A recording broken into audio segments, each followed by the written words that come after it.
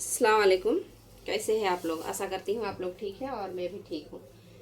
दहेज दहेज एक ऐसा मतलब कीड़ा है, स्लो पॉइजन बोल सकते हैं हम लोग। जो दहेज का प्रथा है ना, हमारे असम में तो दहेज का प्रथा उतना नहीं है। उतना नहीं है मतलब कोई हिसाब से देगा तो देगा, लेकिन उतना डिमांड नहीं है। लेकिन आंध्रा में दहेज का प्रथा बहुत मतलब बहुत बड़ी है, बहुत ज़्यादा। दहेज नहीं तो आंध्रा में शादी ही नहीं होता है। कंपलसरी दहेज चाहिए, वो भी थोड़ा नहीं, बहुत बहुत चाहिए। ऐसा डिमांड की मतलब मैं क्या बोलूँगी। ये वीडियो जब तक बहुत बहुत आदमी को मतलब बुरा लगेगा कि आंध्रा में रख के आंध्रा का मतलब बारे में बोल रही है, लेकिन जो सही है वो तो मैं बोलूँगी हूँ। उसके लिए मुझे कोई भी रोक सकता नहीं, और मैं बोलती हूँ। आंध्रा में जैसा अच्छा रूल्स है वैसा है ना खराब रूल्स भी है सब। उसमें एक खराब रूल्स क्या है बोलने से, दहेज का। बिना दहेज का यहाँ शादी होता नहीं है। दहेज का पीड़ा उसको पूछिए जो बाप का 4 बेटी है, शादी देना है और हाथ में पैसा नहीं है। उनको रात को नींद नहीं आता है कि बेटी को कैसा शादी देंगे।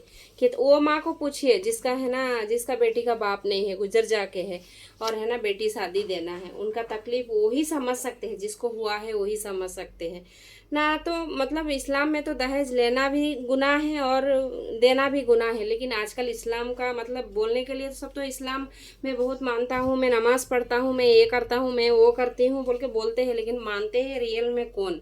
बिना दहेज का बहुत कम आदमी शादी करते हैं। जो शादी नहीं करते हैं वो बिना दहेज का जो करते हैं वो तो बहुत बहुत अल्लाह का इसमें से भी बहुत शुक्रिया। लेकिन जो करते हैं मतलब छिपा के है तो भी लेने वाले लेते ही है। तो मैं एक ही बात बोलूँगी कि अल्लाह ने है ना जेंट्स को हाथ पाँव दिए हैं सही सलामत, और कमाने के लिए ही दिए हैं। तो अपना हाथ पाँव से है ना कमाइए और खुद शादी कीजिए ना। दहेज लेकर शादी करके कितना दिन रुकेगा वो पैसा? और कोई अगर दे रहा है आपको, हंसी खुशी दे रहा है, तो उसकी बात है ना अलग है। लेकिन आप डिमांड करके जब शादी करते हो, वो जो तकलीफ है वो लड़की का माँ बाप को, उसका पेरेंट्स को ही मालूम होगा, आपको तो नहीं मालूम होगा। क्यों बोलने से, आप लेने वाले हो, लेने वाले को नहीं मालूम होता है, देने वाले को लेने मालूम होता है। इधर में उतना कुछ कानून व्यवस्था भी नहीं है कि मतलब कि दहेज लेने से ऐसा होगा ना। तो डर है कि दहेज लेने से ऐसा होगा, खुलेआम लेते हैं। तो हो सके तो अपना अपना हाथ पैर सलामत रख के है ना काम कीजिए, और खुद मतलब आप जो भी चाहिए वो कीजिए। दहेज का आस मत कीजिए। और है ना, मेरा हस्बैंड भी मेरे से 1 रुपया भी दहेज नहीं लिए हैं। यहाँ तक कि जो शादी का पैसा है ना वो भी उन्होंने खर्चे करके ही शादी किए हैं। तो मैं तो मेरा हस्बैंड को है ना बहुत ग्रेट बोल के बोलूँगी इस बारे में।